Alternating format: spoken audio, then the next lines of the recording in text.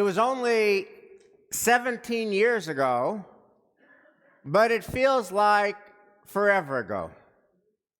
It was only 2004, but it feels like a different century.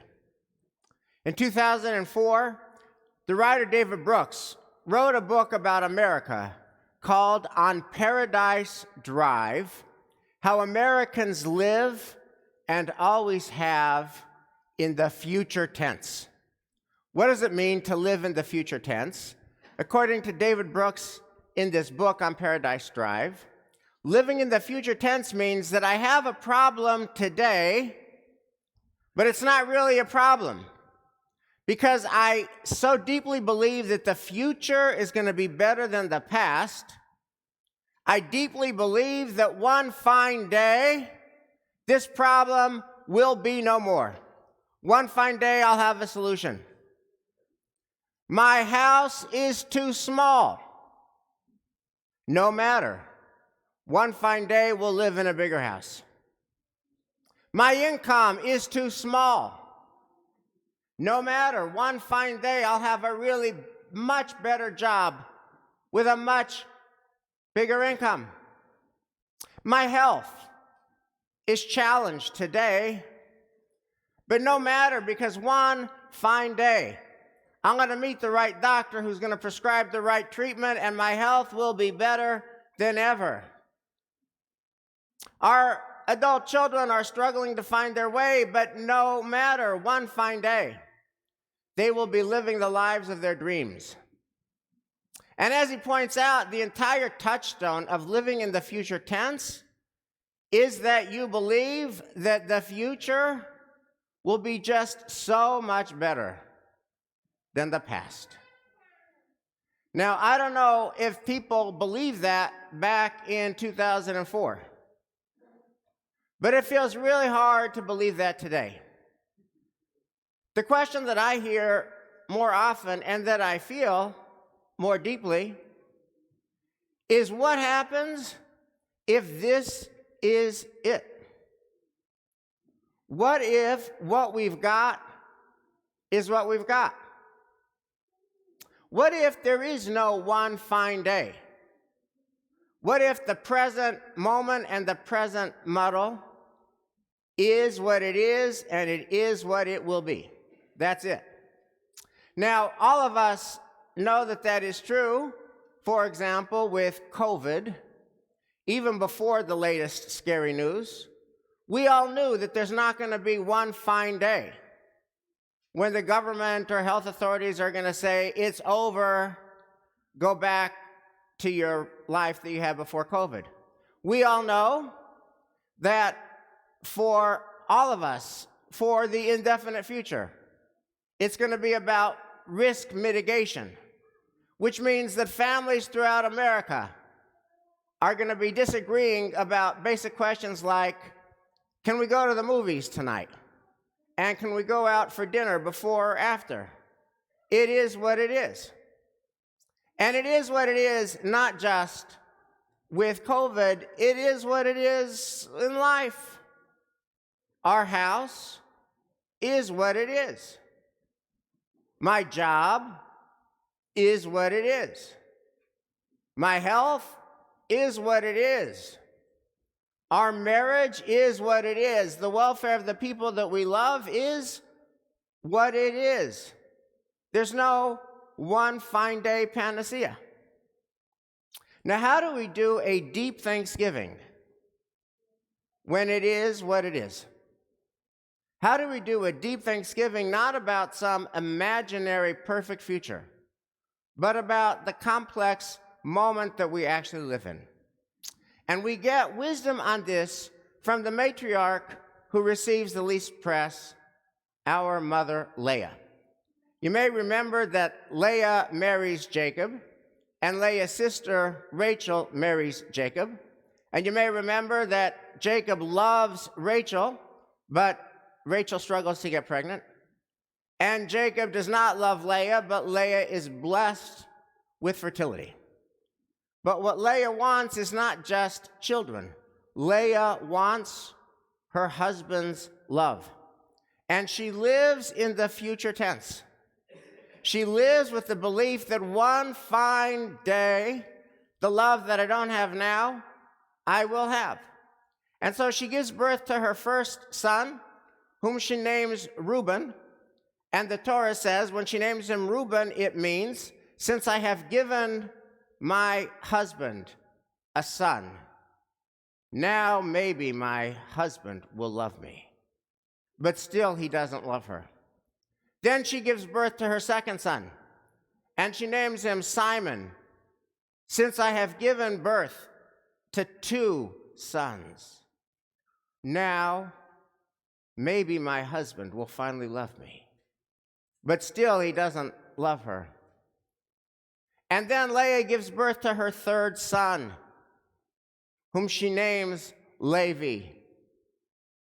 And she names him Levi because now I have given my husband, three sons. Three. Maybe now he'll finally love me. But still, Jacob does not love Leah. And then finally, she gives birth to her fourth son. But with her fourth son, she does entirely a new move. She stops panting after Jacob's love that would not come. And instead, she says, Hayom odeh et Adonai. Hapa'am odeh et Adonai. Today, I am going to thank God. I'm not going to focus on Jacob. I'm not going to focus on love that I don't get. I'm going to focus on the blessings that I have. Thank you, God, Yehudah. And we are named for that moment. We're descendants of Yehudah. We are named for that moment where Leah is able to let go of blessings that she had panted after and to fasten on and focus on the good that's in her life. Now, here's my question to you. What happens to Leah in between son 3 and son 4? What happens to Leah in between son 3? Now I have given my husband 3, count them, 3 sons. Now maybe he'll love me. And son 4, now I'm just going to bless God. Thank you, God. Now, the Torah doesn't say what epiphany happened to her. But I think what happened to Leah is what has to happen to all of us. What happened to Leah between sons 3 and 4 is what happens to all of us. It's the mark of adulthood when we have to come to a certain peace, which is we have to accept that not every blessing is given to every person, but every person is given blessings. Not every blessing is given to every person, but every person is given blessings.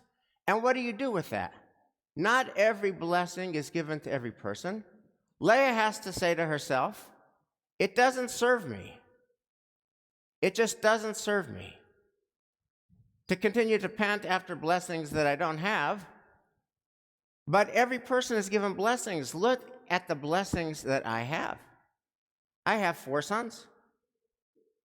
I'm going to take the blessings that I have and be grateful for them.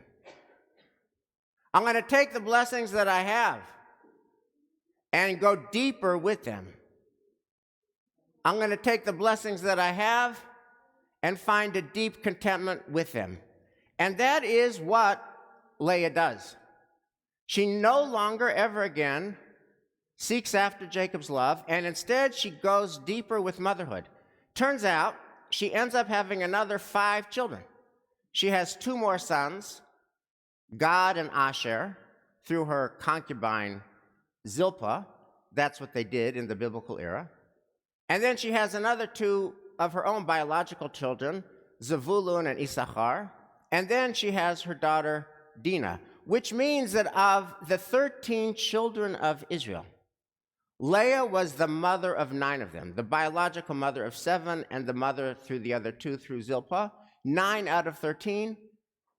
What a blessing. What a blessing. And Leah gives rise to the question, what is right with my life? What's right with my life? And that's what I'm going to hold on to. Now, this is not just a biblical story. This actually is a life strategy. There's a woman in Baton Rouge, Louisiana, named Julia Hawkins, who met what became her husband, Murray, on the first day of college. On the first day of college, she meets Murray, and she writes in her journal, I have just met the man that I'm going to marry. And they end up getting married, and they are married for 70 years, and they share children, and they share grandchildren, and they share great-grandchildren, and they also grow together as a long-time happily married couple does. For example, they don't watch any TV. They don't have a TV, because what they want to do is cultivate a love of reading and a culture of reading in their family. And so he would read to her, and she would read to him, and they would read to their children. And they also had bonsai trees, which they loved to plant and to water. Anyway, Murray dies at the age of 95. He dies 8 years ago. They've been married 70 years. Now, as you may know, it sometimes happens that when a long-time married couple has been married 50, 60, 70 years, and one spouse passes, very often the other spouse might lose the will to live, and that other spouse might pass as well. But that's not what happened to Julia Hawkins. Julia Hawkins said, I loved my life with Murray. But the question is, what's right with my life now? And I'm blessed, she said, to have passions, plural. I have a passion, she says, for eating right. I try to eat carefully and thoughtfully. I have a passion for sleeping well. I try to get 8 hours of sleep a night. I still have a passion for reading, but I can't read so much because my eyes are not so good anymore. So she learned about books on tape. And she continues the passion she had with her husband on bonsai trees, and she waters them all. And she loves and spends time with her children, grandchildren, and great-grandchildren. And with all of that passion, plural, after Murray died, she developed a new passion, which is centenarian sprinting. That is, racing for people who are older than 100. And earlier this month, she won a record in the category of 105-year-olds who run 100 meters. And the Washington Post captured this story, and I just love the dry notice of this feat in the Washington Post. Clocking in at 1 minute and 3 seconds, Julia Hawkins was the only competitor in the race for people 105 and older.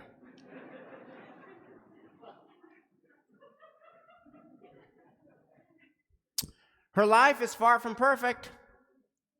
She says she misses her husband, Murray, every day. But every day she gets up in the morning and she asks the question that Leah asked. And the question that Leah was able to internalize between child 3 and 4, what is right with my life? I love healthy living. I love healthy eating. I love healthy exercise. I love my children, grandchildren, and great-grandchildren. I love my bonsai trees. And I love that I am still growing and that I'm able to race at 105. Now, being able to race at 105 is admittedly a rarity. But being able to be grateful for what is right with our life, and to own that and claim that, to go deeper with that, and to be peaceful and content with that, what is right with my life, I'm going to go with that. That's Leah. That's Yehuda. That's Thanksgiving we can believe in today and every day. Shabbat Shalom.